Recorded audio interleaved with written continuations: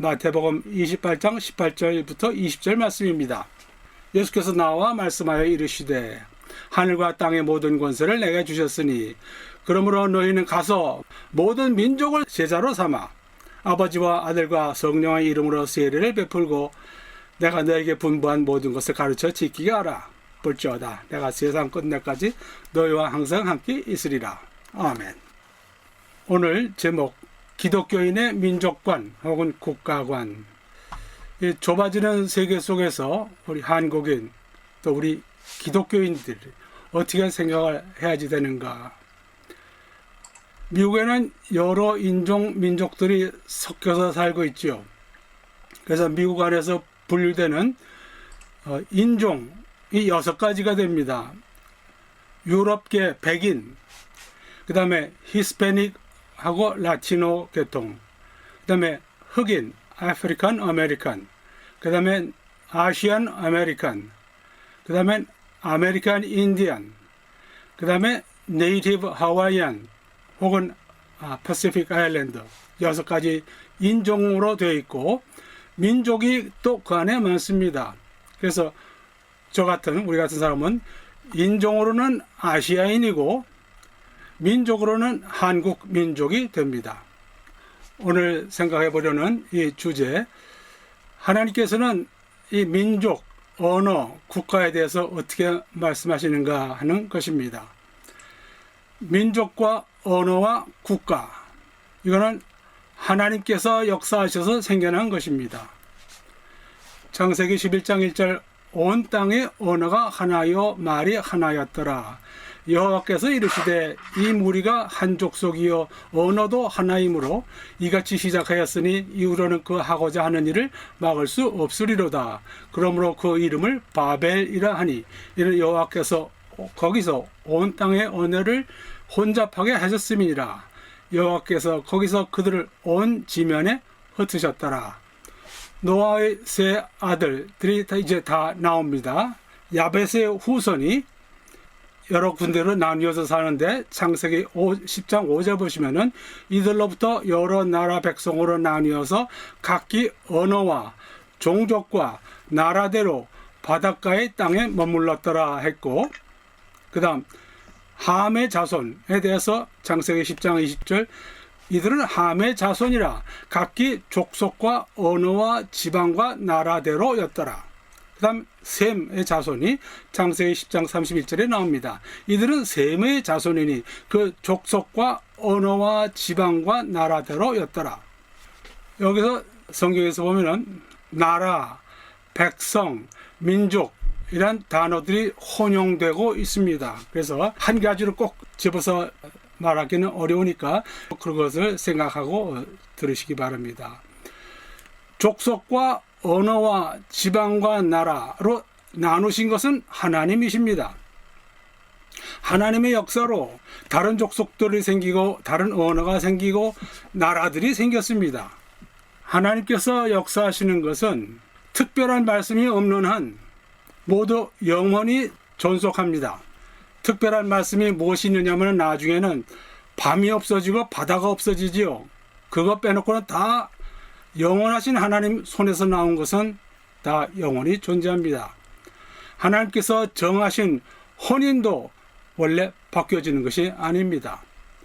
이 여러 나라 언어 백성들이 생겼고 그 다음 각 나라의 흥망성쇠, 각 나라의 영토, 위치, 경계 등을 하나님께서 다스리십니다. 사도행전 17장 26절 인류의 모든 족속을 한 혈통으로 만드사 온 땅에 살게 하시고 그들의 연대를 정하시며 거주의 경계를 한정하셨다고 했습니다. 그러니까 남의 나라 땅 가서 뺏어도 조금 있으면 도로 다 물려줘야 됩니다. 여러분들 아시는 것처럼 민족 말살 정책, 제노사이드라고 있죠. 지금까지 이 제노사이드가 여러 번 있었는데 제가 알고 있기로는 제노사이드로 인해서 지구상에서 없어진 종족이 있다는 것 같지 않습니다. 혹시 아시면은 알려주십시오. 이렇게 말하는 이유는 종족, 민족은 하나님께서 만드신 것이기에 없어지기가 어렵다 하는 것입니다. 여기 창세기 10장 11장에서 나오는 이 민족 나라들은 하나님의 백성은 아니었습니다. 하나님의 백성이 아닌 상태로 여러 나라로 나뉘어졌고, 이제 하나님께서 하나님의 백성으로 삼으시려고 아브라함을 택하시죠. 한 사람을 택하시고 그 후손, 즉 이스라엘, 나중에 이제 유대인이 되는데, 이 사람들로 하나님의 백성을 만드시려고 했습니다. 창세기 12장 2절, 내가 너로 큰 민족을 이루고 내게 복을 주어 내 이름을 창대하게 하리니 너는 복이 될지라. 여기서 이제 민족이라는 단어가 나옵니다. 영어로 이제 nation, 아까 말씀드린 대로 나라와 민족 이런 거에 잠깐 혼동돼서 쓰니까 한 가지 통일되는 단어는 헬라어로 에스노스입니다. 우리가 에스닉하죠. 그러니까 민족적 이런 단어가 이 에스노스에서 나옵니다. 그래서 이 창세기 12장에서 시작해서 이스라엘, 즉 나중에 유대 민족이 시작됩니다. 그러니까 유대 민족은 다른 나라 민족이 다 생긴 다음에 마지막에 생기는 민족이 됩니다. 그래서 이 세상에는 이제 이스라엘 민족과 지금 막 생기기 시작한 이스라엘 민족과 아까 창세기 10장 11장에 나오는 민족들 두 가지 종류 사람으로 나뉩니다. 그래서 이방 민족을 이제 에스노스라고 이제 복수로 씁니다. 그리고 모세를 통해서 하나님께서 율법을 주시면서 하나님과 언약을 맺지요. 이 언약이 쌍방 언약입니다. 출애굽기 19장 5절, 세계가 다 내게 속하였나니 너희가 내 말을 잘 듣고 내 언약을 지키면 너희는 모든 민족 중에서 내 소유가 되겠고 너희가 내게 대하여 제사장 나라가 되며 거룩한 백성이 되리라. 조건이 있었습니다. 너희가 내 말을 잘 듣고 내 언약을 지키면 그 다음에 하나님의 백성, 하나님의 소유가 됩니다. 그러나 이스라엘 백성은 시내산에서 하나님과 약속을 하고서 십계명과 율법을 받은 다음에 그걸 지키지 않았습니다. 그들은 하나님을 섬기지 않고 눈에 보이지 않는 하나님을 섬기지 않고 약속의 땅에 들어가서 그 지방에서 살던 사람들이 섬기던 이방 잡신들을 섬기면서 하나님의 진노를 받지요. 그래서 하나님께서는 그들을 간음한 아내라고 불리우고 애당초 경고되었던 대로 하나님과의 언약이 파괴되었다고 선언하십니다. 예레미야 31장 32절, 이 언약은 내가 그들의 조상들의 손을 잡고 애굽 땅에서 인도하여 내던 날에 맺은 것과 같지 아니할 것은 내가 그들의 남편이 되었어도 그들이 내 언약을 깨뜨렸음이니라. 모세를 통해서 맺은 하나님과의 언약은 쌍방 언약이었는데 이스라엘 백성들이 그 언약을 깨뜨리고 해서 이제 하나님께서는 그들이 내 언약을 깨뜨렸기에 이제 새로 약속을 맺으시겠다 해서 주시는 것이 이 신약입니다.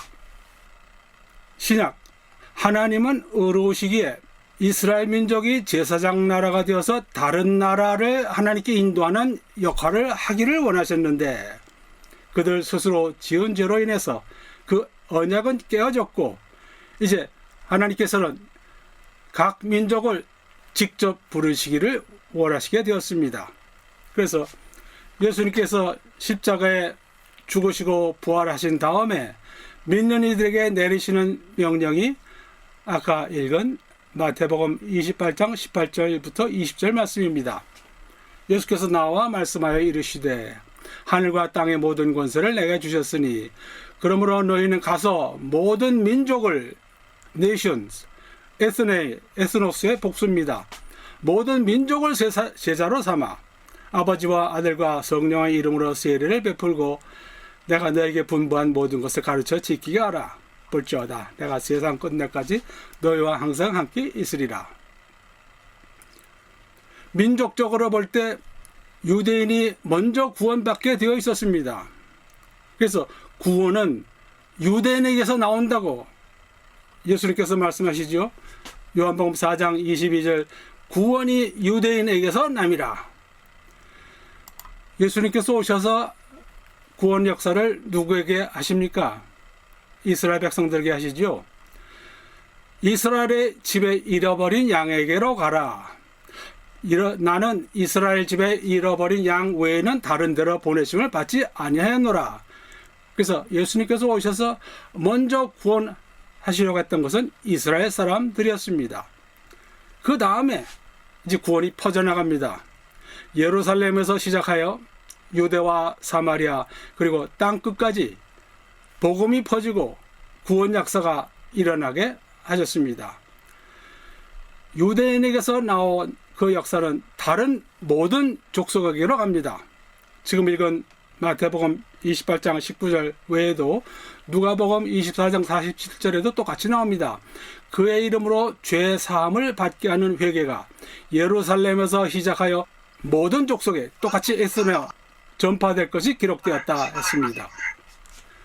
마태복음 28장 말씀으로 복음이 온 민족에게 전파되고 선포되면서 이를 받아들이고 믿는 이들, 교회가 생깁니다.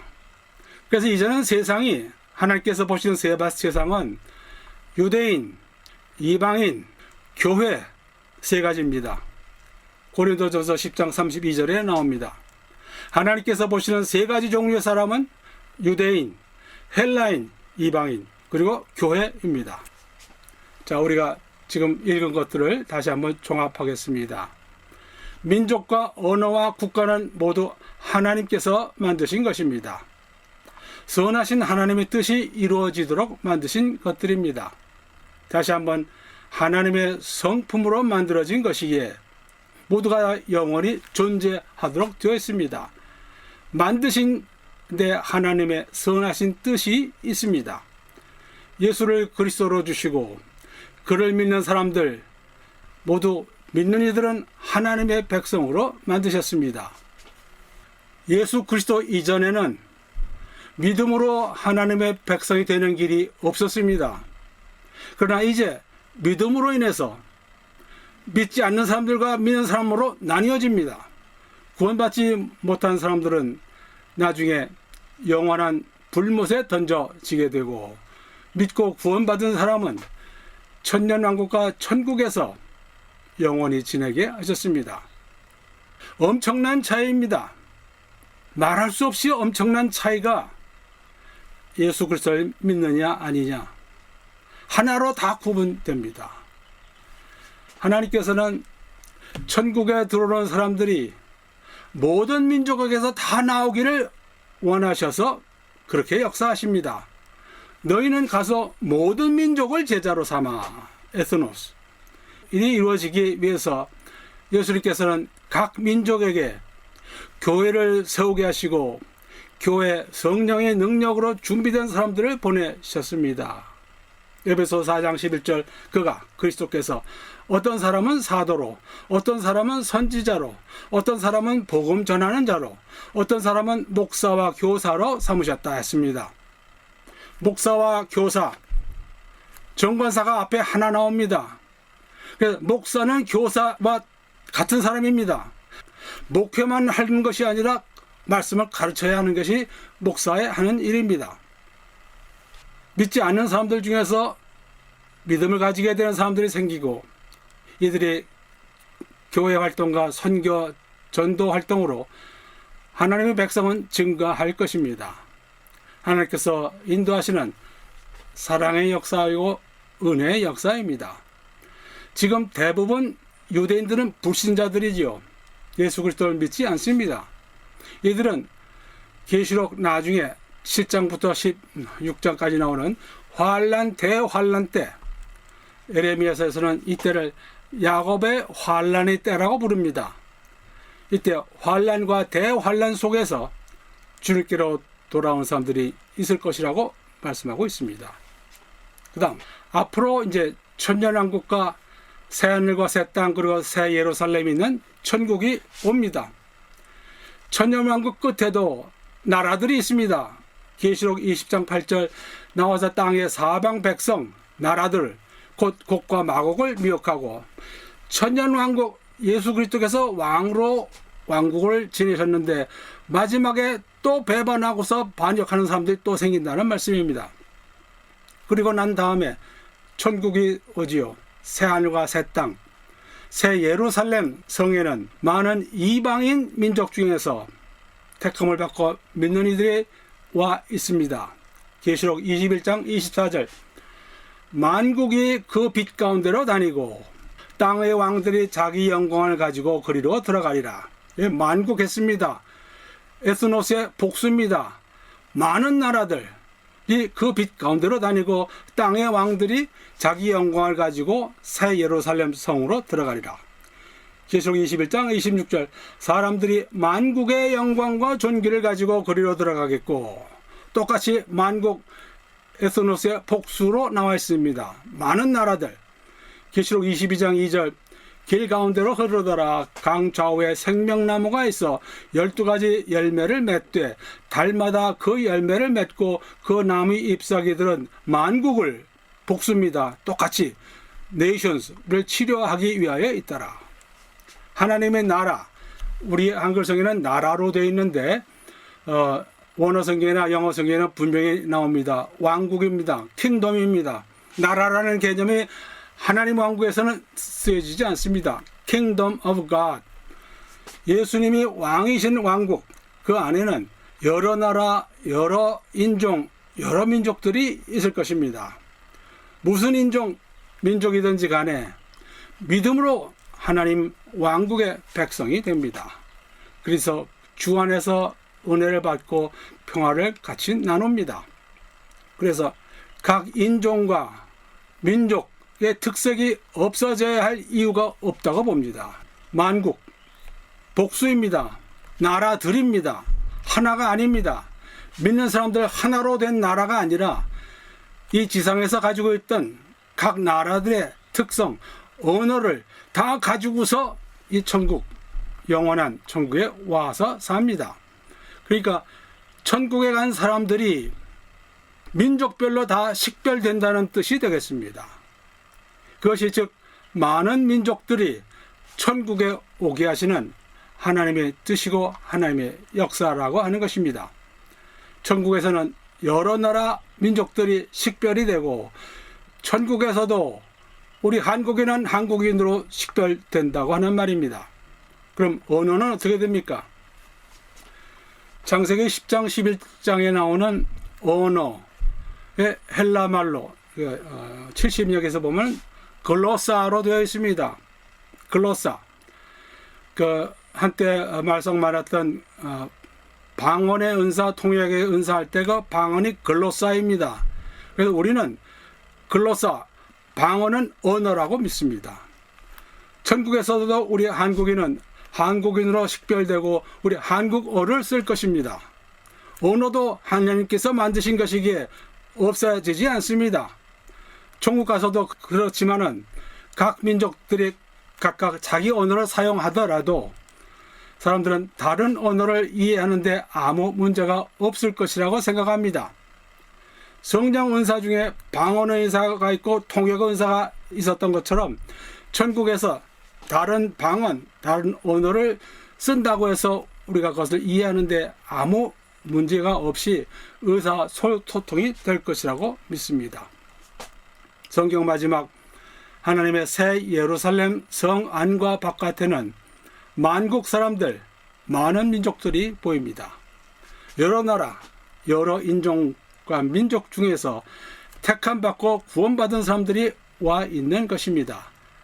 하나님의 크신 경륜과 그 뜻이 이루어진 것을 볼 수 있습니다. 우리는 거기서 많은 한국인들 만나게 되길 바랍니다. 다른 민족들에게 우리가 복음 전해야 하지만 우리 같은 한국민족, 같은 역사 환경 속에서 동고동락해온 동포에게 더 많은 정이 가는 것은 자연스럽고 당연한 일이라고 생각합니다. 자, 마지막으로 하나님께서는 한국민족을 사랑하십니다. 제가 생각에 세 가지 이유를 근거를 댈 수 있겠다고 생각을 합니다. 우리나라에 많은 선교사들이 와서 뿌리고 많은 열매를 맺었습니다. 그들이 한국에 선교사로 온 것은 바로 이 마태복음 28장 18절과 20절 거기에 나오는 지상명령에 순종해서 조선에 온 것입니다. 그들은 피와 땀을 흘리면서 복음을 전했고 이제 거기에 열매가 우리가 봅니다. 우리나라가 훨씬 앞서서 복음을 받아들인 나라들에 비하면 늦었지만 다른 많은 나라에 비하면 훨씬 앞서가는 나라가 된 것을 우리가 압니다. 두 번째 이유로 6.25 전쟁을 들겠습니다. 6.25 전쟁이 막 일어났을 때 조선의 한국에 크리스천들이 많았다는 것은 미국에서 잘 알고 있었어요. 그래서 미국에서 크리스천들이 교회에서 기도를 많이 했는데 그 중에도 특별히 빌리 그라함이 쓴 자서전이 있죠. Just as I am. 그 소문이 나옵니다. 한국 전쟁이 터졌다는 것을 알고서 빌리 그라함이 트루만 대통령에게 전화하고 호소하고 기도하면서 군대를 보내서 한국에 있는 크리스천들을 구해야 된다. 그래서 트루만 대통령이 여러 절차를 거쳐서 주일 미군을 한국에 파병해서 한국을 막아내기 시작했고 시간을 버렸다고 합니다. 그리고 나중에 메가더 장군이 인천 상륙작전에서 전세가 역전되었죠.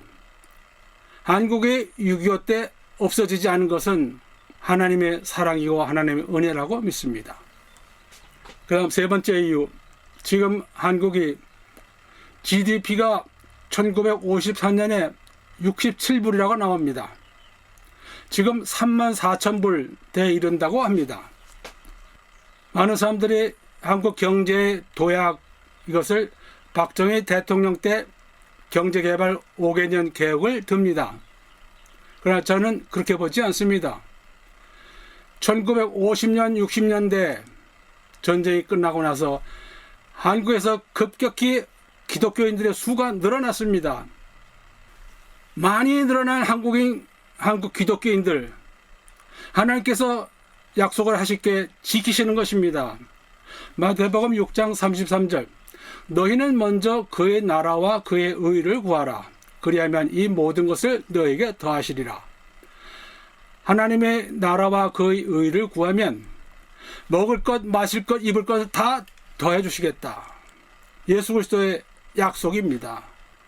하나님이신 예수 그리스도께서 약속을 어길 이유가 없고 능력이 없는 것이 아니니까 경제가 발전하지 않을 수가 없는 것입니다.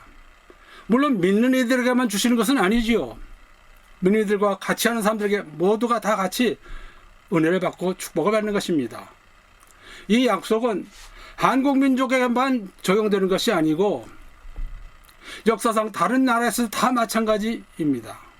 제가 보기에는 최근에 중국이 부상했는데 그 이유 중에 하나는 중국 내 기독교인의 증가가 있었기 때문이라고 봅니다. 지금 시진핑이 열심히 망쳐놓고 있지만 그 근본에는 중국에 있는 기독교인들을 먹이고 입히고 마시게 하시려는 하나님의 역사라고 봅니다. 한국에서 지금 당면하고 있는 주제들이 있죠. 우리 한국은 불신자 강국들에 둘러싸여 있습니다. 그래서 한국이 살아남는 길은 하나님께서 주신 사랑에 더해서 기독교인들이 더 많아져서 하나님의 사랑을 받는 것이라고 믿습니다. 기독교인으로서 성경적 민족관, 국가관을 가지고 한국 정치 현실에 참여하고 하면은 하나님께서 역사하실 것이라고 믿습니다. 지금 뉴스에 보면은 한국이 친중을 할 거냐 친미를 할 거냐 망설이고 있는 것 같은데 참 한심하게 짝이 없는 주제라고 생각합니다. 우리는 물론 미국 편에 서야지요. 미국은 완전 공산화될 뻔한 상태에서 파병을 하고 참전해서 공산화되는 것을 막아준 나라입니다. 미국이 한국에서 바라는 것이 있어서 한 것 아닙니다. 그거 다 잊어버리고 양키 고홈, 어떻게 감히 그런 말을 합니까? 미국 지금 많이 약화됐지만 미국은 기독교 국가입니다. 한국에서 온 사람들이 미국 사람들을 보고서 느끼는 인상 중에 하나는 미국 사람들은 하나님을 두려워하는 사람이라는 인상을 먼저 받습니다.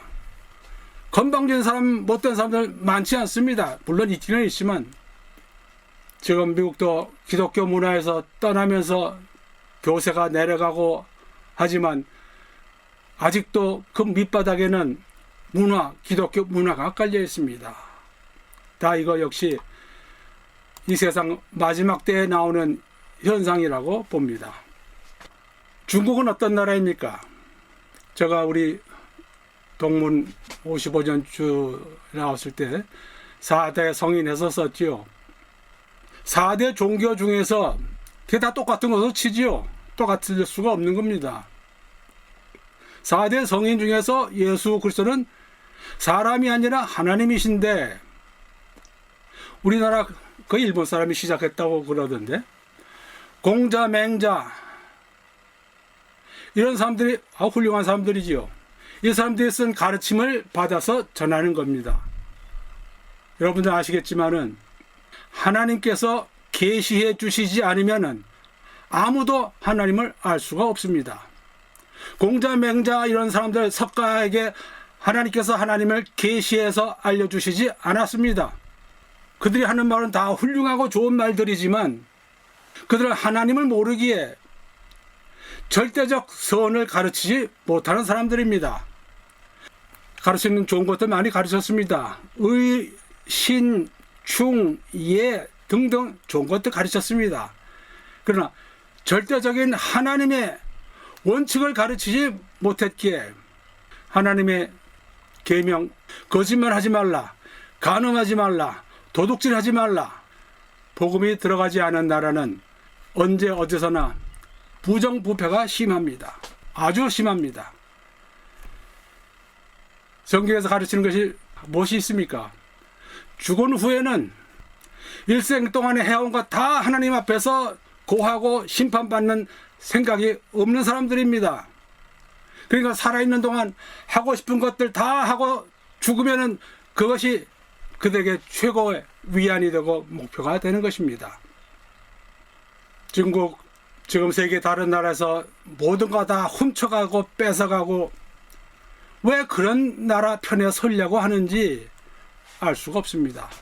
물론 개인적으로 자기 호주머니를 두툼하게 하는 길이 있으니까 그러겠지요. 중국은 원래가 하나님을 모르는 나라 사람들이고 공익 이런 건 모르는 사람들이고 공에 선 그어놓고 이거 우리 거다 하는 그런 나라 아닙니까? 그리고 특별히 이제 또 하나, 우리가 친북하면서 북한하고 연방제를 하든지 한 나라가 되겠다. 북한과 남한이 나뉘어진 것이 원래 하나님 뜻이 아니라고 저는 믿습니다. 나뉘어졌는데 이제 이들에게도 복음이 전해지고 남한은 남한대로 겸손해지고 깨끗해지면, 그러면서 하나님의 뜻이 펼쳐지도록 기도하고 간구하면은 하나님께서 참 통일을 이루도록 많은 준비할 수 있도록 인도해 주실 것이라고 믿습니다. 교회 지도자들 중에 비기독교적, 페이건, 국가의식을 가지고 있는 사람들이 상당히 있는 것 같습니다.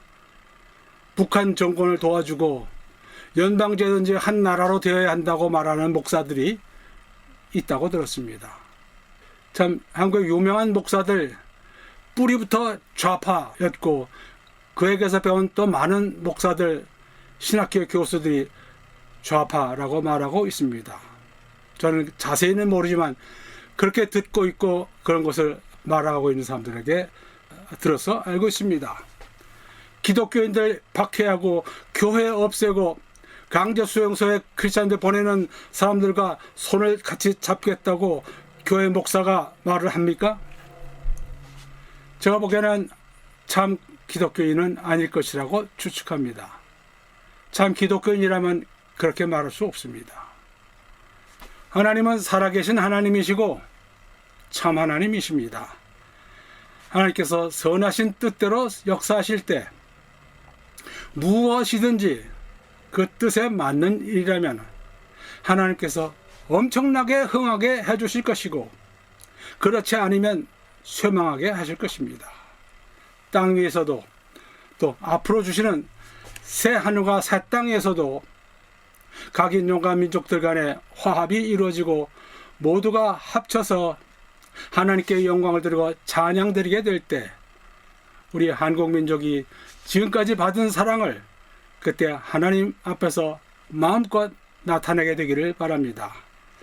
지금까지 우리 한민족에게 있었던 여러 내외환 중에서도 지켜주시고 한국어와 한글을 짓는 지혜를 주시고 또 특별히 최근에 복음을 전하게 해주셔서 많은 한국인들 하나님 아버지 자녀로 택하셨습니다.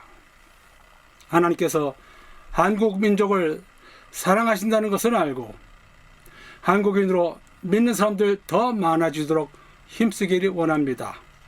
더욱 전도하고 많은 민족들 중에서 높이 크게 쓰임받는 민족 되기 원합니다.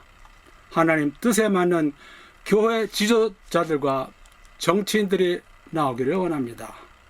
일반 교회 성도들도 하나님 두려워하는 것을 배우기를 원합니다. 하나님을 두려워하는 민족 되기를 원합니다. 다 같이 기도하시겠습니다. 하나님 아버지, 여러 민족 중에서 그리고 많은 사람들 중에서 저에게 믿음을 주시고 은혜를 받게 하신 귀한 역사에 감사와 찬양을 드리옵나이다. 이제 하나님 아버지의 크신 뜻을 찾아 믿는 이로서 마땅히 가져야 할 생각을 갖고 살기를 원해서 오늘 말씀 돌아보았습니다. 저희들의 영안을 뜨게 해 주시고 저희들 마음에 들어와 계신 성령님께서 인도하시고 역사하셔서 하나님 크신 선하신 역사에 동역자들 되게 하여 주시옵소서. 감사드리며 예수 그리스도의 이름으로 기도드리옵나이다. 아멘.